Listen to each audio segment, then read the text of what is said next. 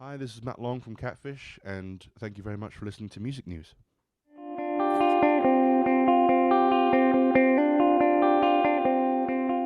Thanks for giving me the time.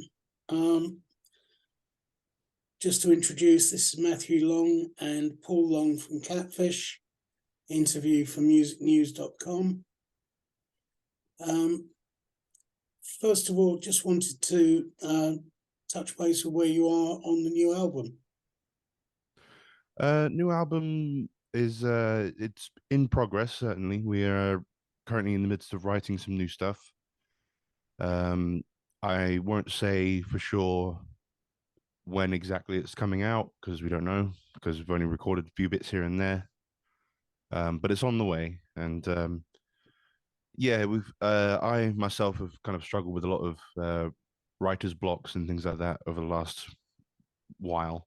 So it's been nice to actually get back into writing some new stuff after a while of not being able to. Yeah, So we've got three songs partially recorded and another two new ones that we're playing live in the set now, which we haven't recorded. So but we are on the way. It'll be this year, later this year, I think, is it would be fair enough to say. But yeah, it's on the way at last, which is good because Yeah. I've had a few health knockbacks as well, which has slowed down the process as well. So yeah, but we're all back on it and concentrating on it now.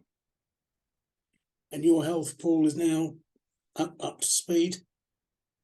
Yeah, I think so. I think so. It's when I was having a checkup the other week, and they went back to history. Oh yeah, heart attack, cardiac arrest, prostate cancer. Otherwise healthy. Yeah, yeah, fine. tick. There we go. Yeah, it's been a couple of funny years, but hey, we're all here and we're doing it. Yeah, we'll get through it. I mean, Catfish got to be one of the hardest working bands around at the moment. Yeah, I mean, we kind of, don't really stop and just keep on going. Really, we love playing anywhere and everywhere to anyone and anyone. Really, um, this is what we meant to be doing. We feel like. We've got our first trip of the year to Europe later this month, and then some more to come in April, May, and June. So yeah, it's all looking like a good year, and some festivals as well. So yeah, it's gonna be fun. I mean, post Brexit, you seem to be one of the first bands to start going back to Europe. Yeah, How did you find that? well, they're not making it easy, that's for No, sure. that's an We understatement. were one of the first bands. Yeah, you know how to have a carnet, so you itemize every bit of equipment you're taking, every cable, every little thing, and you have to have it with you, that and nothing else. Um, and initially, when we started going the first few times, we'd be waiting at customs at this side, in Folkestone, say for 4 hours, and then in France for three, nearly missing the gigs. So we do have to go a day early, which involves renting a van for an extra day and an extra hotel night. So, Mm.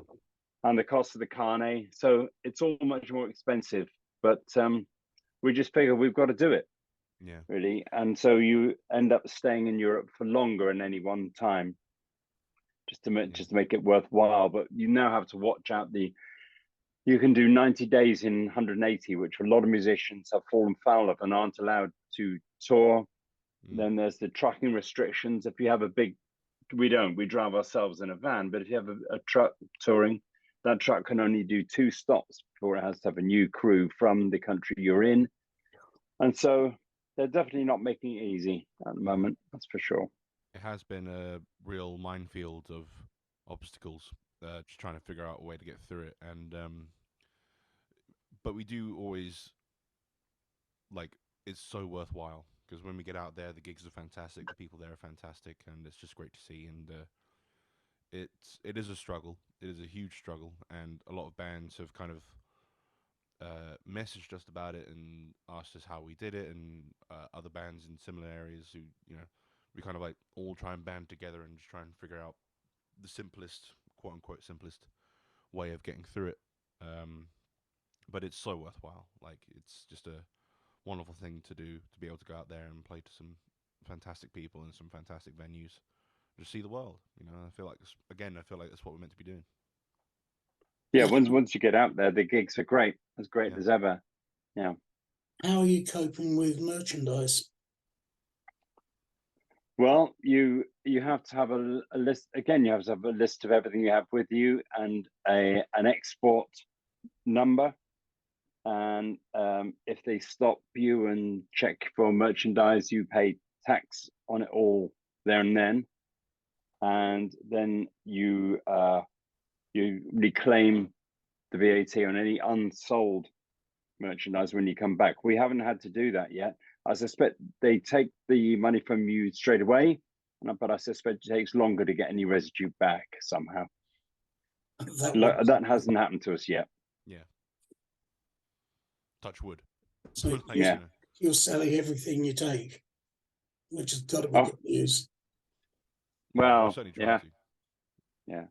There've been a couple of tours that we've done where, well, certainly that I've been involved in, where you know sometimes you sell enough stuff that you need to do an order back home to start to ship some more out and things like that. So it is possible and it is doable, but yeah, then sometimes you go out there and you don't do as much.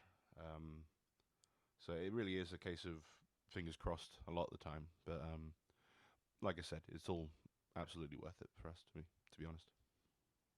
Yeah, the audiences are great, and you have to face it. You do get treated better by the venues and the promoters in Europe than you tend to in the UK. Like the hotel and a meal will come as part of the fee, which it very rarely does in this country. So it's a kind of a different thing, and a lot more venues out there have support from local government or the council. There's lots of funding, more funding surviving for local arts, and I think there is generally in this country. So you find some great venues in quite small towns in, say, Netherlands or Germany, which have some real state-of-the-art equipment and staging, and staffed mainly by volunteers. But there's funding in a way which I think over here we tend to struggle for funding. That the arts is not seen as important as a lot of other things in our lives. Well, we would contend that it is. I think most of the venues over here seem to live on their booze sales and ticket prices. Yeah, we have also come across certain venues which I haven't experienced this in other countries where they will take a cut of your merch sales as well sometimes, and that practice has started to get called out and started to dissipate now, which is nice to see. Lots of audience members are kind of calling for that to be stopped, because obviously merch sales are one of the main things that are directly funding the band a lot of the time. So for them to take a cut of that seems, in practice, slightly unusual. So like I said, that's the only I've only really seen that in the UK. I haven't seen that in any other countries. So it just seems there's certainly just a big difference between European and British, like etiquettes, like gig etiquettes, kind of thing. It's interesting. It's quite interesting. Yeah. And how have you been hit by this spate of cancellations over here? Has that affected Catfish at all? Not, it did in 2020, obviously in 21, and then when I was ill and we had to take time out, we had to reschedule quite a bit. It's still a bit funny. Sometimes you can have little run shows where some will be sold out, others less so, and you can't quite figure out why. You know, the last time you're there, it was sold out, and this time it isn't, or you sell out somewhere you haven't before. So it's people are coming back slowly, I think. And this year, the cost of living crisis and the energy costs have not made it any easier for people. I think they may decide that going out to see a band is a luxury, and quite rightly, some people can't afford it. So absolutely. I think this is a tricky period, but just have to work through. Everybody, really, venues and musicians. That as well, like, but also COVID is still a very real thing. Like, a lot of people are still getting it. I had it the other week. Dad had it the other week as well, and yeah, it's there's still a very real problem, and a lot of people tend to feel safer just kind of staying at home or staying safe and that kind of, which is obviously totally fine. Like I have the same mentality now as I did back in like 2021 when things were starting to open up again, which is I'm never gonna like have a go at someone for not coming out to a gig if they don't feel safe, because I feel like that's the most important thing for a lot of people. Like I wouldn't want them to come along to a gig if they didn't feel safe and didn't feel secure. Um, I would always want them to feel like comfortable in themselves. And that can also apply to not just the COVID stuff, but like you say, with the financial aspect of it. If they feel like they can't afford it, that's obviously understandable and justifiable. But on the other side of it, it is difficult for bands to know how to like find their way through that a lot of the time. And it's no one's like it's neither fault of the band, neither fault of the audience members themselves. It's just how it is, unfortunately. But it's something we've all kind of. It's a new way of going forward, learning how to adjust in this new world that we live in after various things kind of bringing it down. Well, the costs are very difficult as well now, of course, with the energy prices. I mean, fuel rocketed up in price for everybody's vans, and hotel prices shot up, and food prices and all that sort of thing when you're on tour. But the one thing which didn't go up was your fee. No. So the margins are very, very tight sometimes. But like I say, we're just going to get through it and try and have a good time along the way. Yeah. In the meantime, Paul, you're also in line for an award as Broadcaster of the Year, I believe, in the Blues Awards. Yeah. That always pleases me greatly. I love it when I bump into people at gigs who say, "Oh, I love your radio show," because it's good to know you're not talking to yourself all the time, that there are people listening. And then I'll bump into people who ask me to stop playing things because they keep having to go out and buy them, and I'm ruining them. So I love doing it. I mean, I've spent my adult life working in radio, so it's an extension of that, really. And Matthew, you're also up for a number of awards at the Blues Awards. Yeah, no, it's always it never like decreases in like just the shock value of it. I'm just so happy that people actually care about what I'm doing and actually pay attention, and it means something to them just enough to make them vote for me or even nominate me, things like that. And it never ceases to just make me feel really thankful every time. And more than anything shiny, more than any award, that kind of thing, I just love the fact that people are actually caring about what I'm doing. And that's the main thing I'll always take away from that. So no matter what happens, it's always just a real honor to know.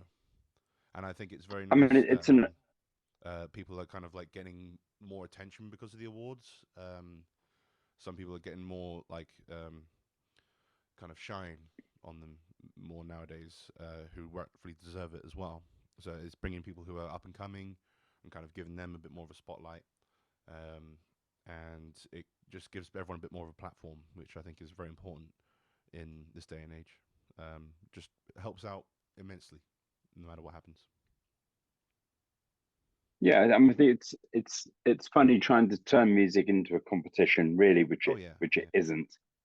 But there's no denying that these awards bring attention to the music and to people playing it, whether but regardless of whether they're the winners or whatever. Really, it's just being a finalist, having some recognition from the public, and that's why we do it for audiences.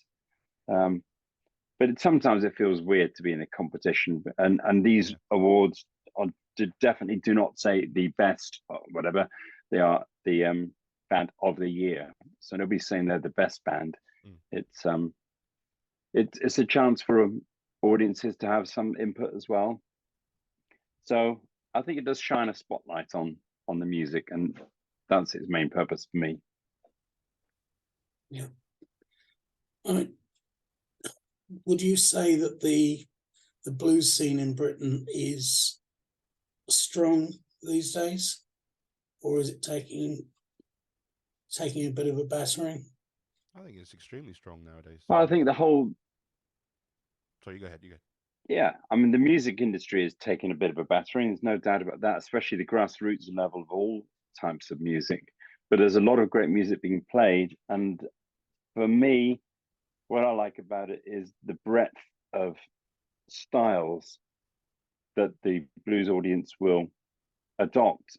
Sometimes it's not too purist a thing, and it's not too traditional a thing. And I think we had to be careful with that, because if it becomes too pure and too traditional, then it will die. It's got to continue to take on influences. It's got to continue to take on influences and evolve. And I think it's doing that quite well at the moment. I think the main thing I'm taking away from a lot of it is a lot of bands are not afraid to just write the music that they want to write and kind of explore their boundaries a little bit more. There are some bands who do the traditional blues thing extremely well, and they suit that to a T. And then there are other bands where they're more suited to doing the rockier end of things, the jazzier end of things, kind of playing about with it a little bit more.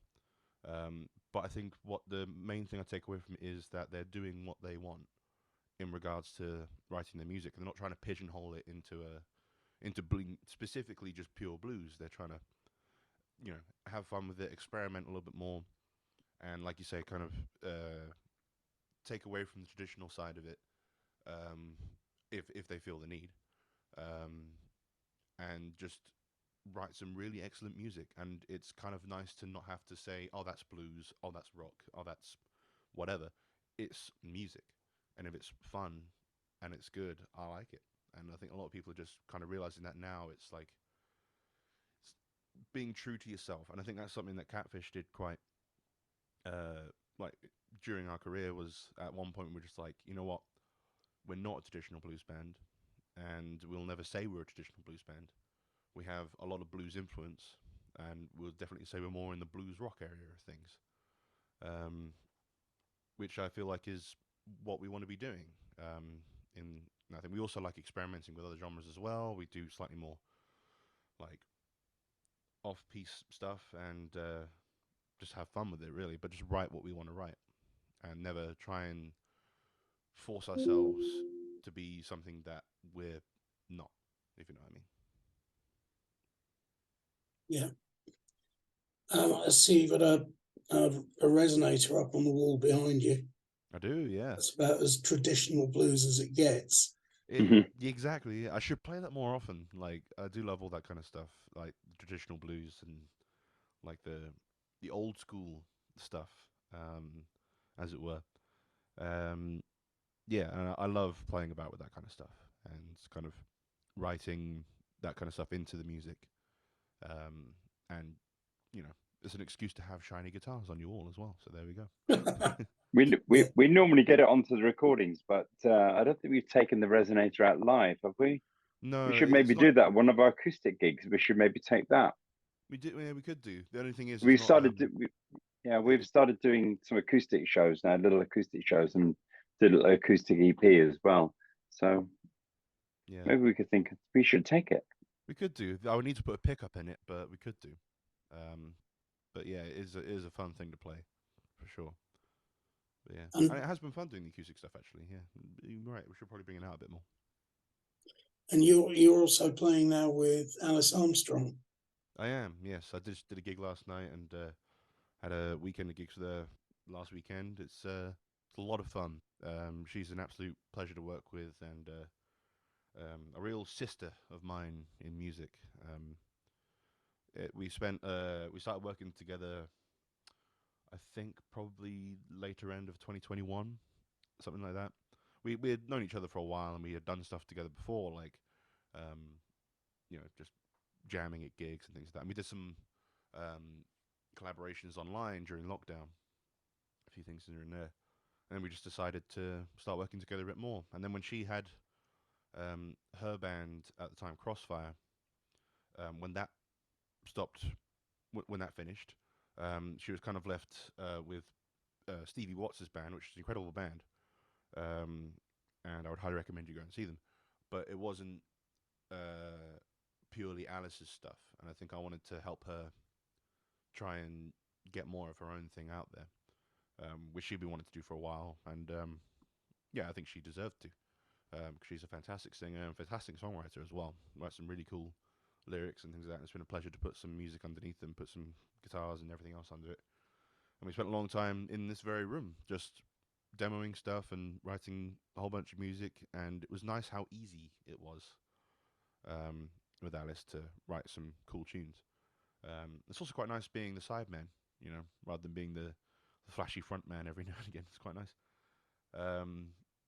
And yeah, we put together a band, and it's a hell of a band, and we doing some stuff, and hopefully going to get some more recordings done. We have a couple of singles out, but hopefully going to get an EP or an album out at some point soon with that, and do more gigs. And we're on the Bonomassa's Blues Cruise this year, which is incredible. I'm extremely excited about that. And it's funny how something that started not that long ago in my bedroom, kind of almost messing around in a way with music, as all of a sudden, in a very short space of time, exploded and got on things like the cruise and doing recordings and going on tours and things like that. And it's really nice to see the journey that it's done in such a short space of time, and I'm very excited to see where it goes from here. Yeah, no, congratulations for that.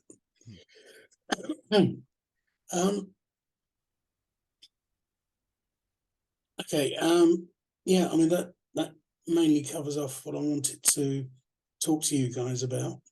Yeah. Is there anything else that you'd like to discuss? What you'd like to talk about? I think we've gone round the things there, haven't we? Yeah, I think so. Basically, just come out and see us on gigs and tours and things like that. Keep an eye out for a new album at some point. Not saying when, because, you know, mum's the word. And yeah, just it'll be good to see everyone come out to gigs, and be sure to obviously stay safe, and you know don't feel pressured into most things in regards to gigs, but also don't be afraid at the same time to go out there and see some stuff, because I can tell you from a personal point of view that we always really appreciate people coming out. It means the world to us, even when the world wasn't quite so crazy. It meant the world to us. So even more so now, seeing people come out and support live music, not just us, but bands in general and venues and promoters, everything like that. Everyone really appreciates it. So it's a very important thing to keep alive, and I have a lot of respect for people that do. That's good. Thank you.